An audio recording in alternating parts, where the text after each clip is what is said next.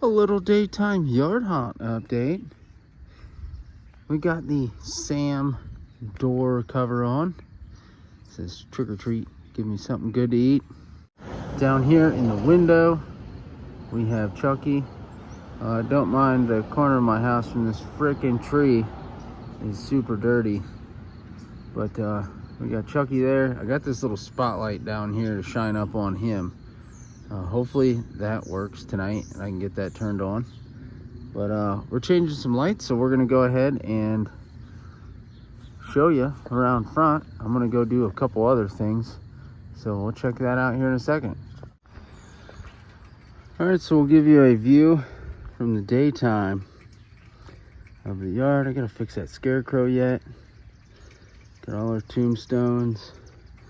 I just added some corn around the headless horseman. I want to put a little bit more between him and Murderous Maple, but I think that was my last thing of corn, so I'm gonna have to go get more. But then I added one more next to the gravedigger there. But yeah, I just figured I'll give you guys a look during the day. We have our Granny Bates and the caretaker. Nothing's on right now, just so everyone knows nothing's gonna go off. But here's this little pumpkin and the tombstone that I try to show you guys every night, but the pumpkin's not lit up. I gotta figure out how to get a candle in there. And here we have this whole setup surrounding our gravedigger. Got the gravedigger there. He looks super like menacing right now. Cool. Yeah, Demonica. Got the Beetlejuice tombstone, our gravedigger there, or groundbreaker, I should say. Candles back there on the tombstone.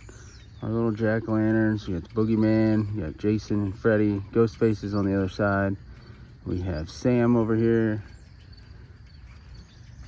Still got this guy. I did fix him. He's good to go. Our lanterns and whatnot. And over here we changed up some lighting on this side, so tonight should be a little bit different. I added a blue floodlight here rather than the spotlight on the ground, so this should be lit up pretty damn good tonight. Still got the Reaper here, red light on him. My God, there's so much traffic right now. Told you every time, there's no one coming by when I was hammering corn in the ground, but now everyone's driving by. We still have this skeleton groundbreaker and the pumpkins over here. So now you kind of get a glimpse of what that skeleton looks like during the day. Skeleton corpse, whatever. I need to like separate it a little bit more. It doesn't quite look right. We added more corn back here. More of a corn wall. I need to add some more though. So I'm definitely gonna have to go pick up some more corn. And then I added just a little bit here to kind of close this off, but also still give me access to walk through. So I have a little walk through there, but I need to put another piece right there in the middle between that piece of corn and the scarecrow. Same thing here. I need to close that gap up, and then I need to add more corn to this thing because that's looking pretty ratchet. Then over here behind this tombstone, I changed it from a white light to like a yellow, so it's like a dirty yellow color. So that'll be on Miserable Marie, that corn there, and the gravedigger. So hopefully that looks okay tonight. We'll try it, see what it looks like, because it should mesh well with that light over there because it's orange and then the green, so it's just going to cancel out once it hits that green. So it should look all right. I'm sick of that bright white, and if I need to, I can tone it down a little bit. I can turn the brightness down. Then I've been telling you guys I'm going to do a daytime walkthrough, kind of show you the cords and the lights and how everything looks a mess during the day. So we have this light here, which goes on the scarecrow. So this is looking from my porch outward. So as you can see, there's pumpkins everywhere. And I try to use the fence to hide the cords as much as possible.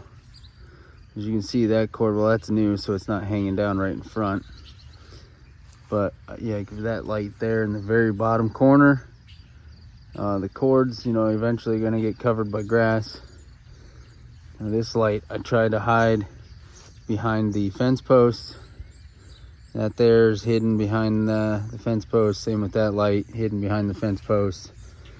Like this little light here on Miserable Marie, hidden behind the tombstone. So, you know, you see it backlit and uplighted on this stuff, and you see that backlit, but from the front you don't see the lights sitting everywhere. That there is the only one that you see, which I'm gonna have to put a tombstone in front of that, which I might take that little tiny one and put there. Back here we have more plugs, which I can't move that plug anywhere, so I put the jack-o'-lantern in front of it so you can't see it. The green light that's on this skeleton, hidden behind this tombstone right here. I need to get something over this way too, some kind of light. I need to get something over here shining.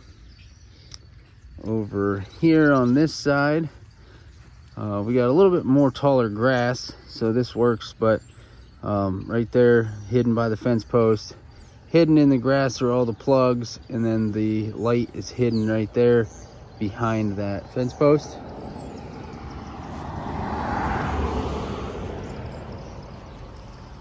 Again, it's a little harder to hide the spotlights or the floodlights, but at least they're small. So that's there. And then behind this little tombstone, we have the three-way splitter and a light with cords running behind him. Behind this tombstone and behind the gravedigger, behind his box, behind the shovel, we have more cords, another splitter, and then we have another floodlight, which I turned to shine on this, so this should be real well lit. Back here for the boogeyman, we have more splitters. We have the light and the splitter behind this tombstone and pumpkin, so you don't really see that. And then here we have this light, which I said this light here would be better over here, but the cord doesn't reach. I need like a 2-foot extension cord, and I could reach over to here, and then it would shine on his body and not directly at the sensor on the pumpkin, because he goes off during the day, but at nighttime that little light shines right on him. Over here we kind of have cords hidden behind the scarecrow. We have the light down there in the corner. Murderous Maple, we just have all the cords thrown on the ground here. Nothing much hidden. Up this way, I can't really hide these, but it works out. You don't see them too much. We got that light down there at the very bottom, which lights up this tombstone, that one, and the Billy Butcherson. Lights all this up. Works out nice. And then we have this here. I don't really know what to do. If I had a small tombstone, I could put it there, but I also don't want to put something right up against the fence like a tombstone, because, you know, that it just entices people to just take it. So I just have that set up there, but a tombstone there wouldn't look so bad to cover that up. And then down here in this corner, in front of the caretaker, we have another light in the corner plus another 3-way splitter. So we have it all pretty much hidden. That's my biggest thing, is what I learned from working in the haunt, and from multiple Facebook posts and stuff like that, is how to hide all your stuff. So from out here, you don't see any of the lights really. I mean, you can kind of see that one there, and obviously you see that big one, the solar light, and you see that little one there. But I could honestly take that tiny tombstone right there, put it right in front of that, and you'll never see it. But from back there, I would put a bigger tombstone. I'm gonna go find a bigger one and put it there. And I also need to put a big tombstone on that guy over there. And behind this little tombstone would be a perfect spot for a light. But I don't know. Oh, I do. I have one open cord here. That one there's full.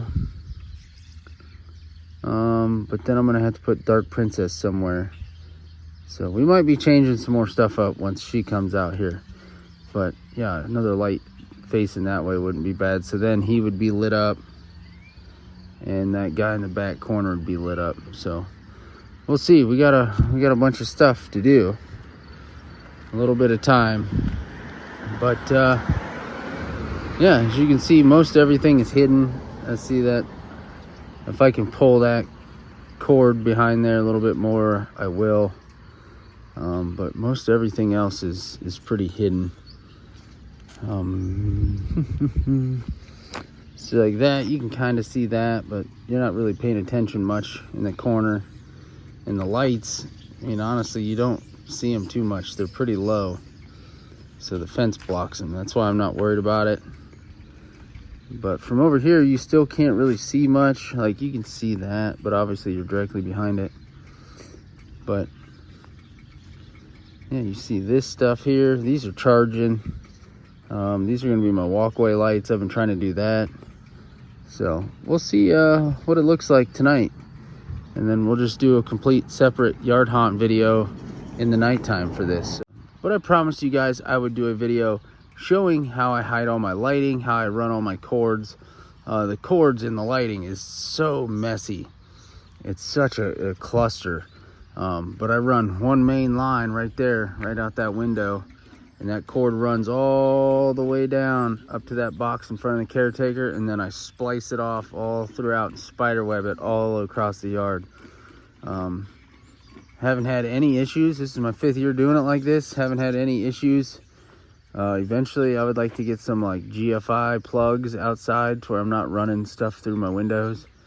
But you know, hiring an electrician to do that's very expensive. But it'd be super helpful to have like 2 outlets out here. Have like a 2-plug outlet on this side and a 2-plug outlet on the other side of the house. My God, would that be helpful.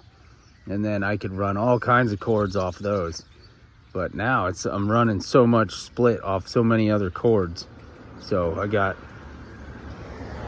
you know, this one's split 3 ways here. You go over there, that one's split 3 ways. This one's split 3 ways. The one over there by that guy split 3 ways. This one's split 3 ways. Yeah, behind him is split 3 ways. Trying to think. There's a 3-way splitter coming off the porch. This is where I'm saying it gets to be like a spider web. It's a huge network of spider webbing.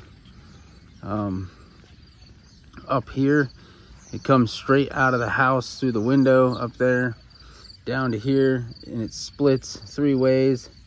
Then I have one cord coming from there that splits off here, comes out beside Miserable Marie. One end's right there, so 2 ends. 3 ends goes out here with another 3-way running out to here, so I have more room for lighting out here. And then out here is a main line running across the ground right here from over that window. Split 3 ways. We got a light animatronic plugged in, an extension cord over to here, which split 3 ways, which is a light, 3 lights there.